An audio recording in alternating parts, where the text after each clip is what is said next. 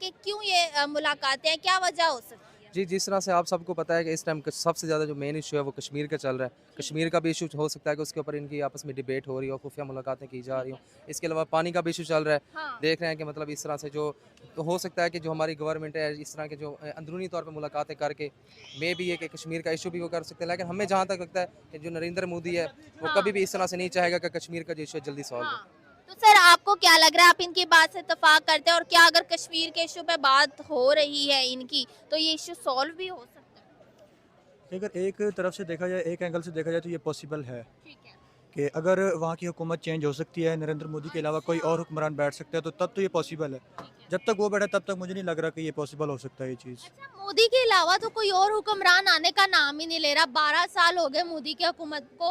आपको पता है कि इंडिया के एक स्टेट वेस्ट बंगाल में इलेक्शन हुआ है और वहाँ 15 साल से ममता बनर्जी की हुकूमत थी। वो खत्म होके मोदी की हुकूमत आ गई है। तो वो तो जो है वो सीट छोड़ने को ना वो तैयार है, ना उनकी आवाम चाहती है कि वो छोड़े। ये तो फिर अब कोई अनहोनी हो सकती है, तो तभी कुछ ऐसा पॉसिबल हो सकता है।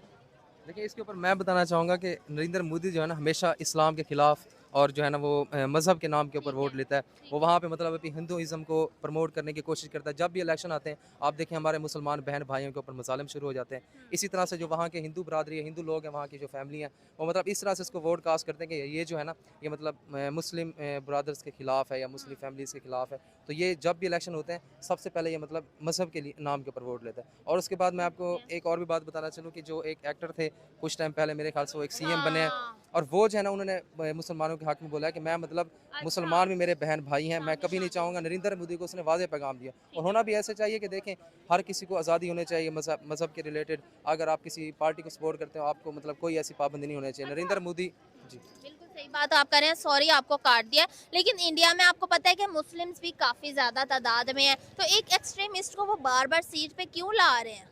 देखिए जी बस यही बात है ना उसको वैसे अगर देखा जाए तो लोग इतना पसंद नहीं करते ठीक क्योंकि है। इंसानियत का वो कातिल है।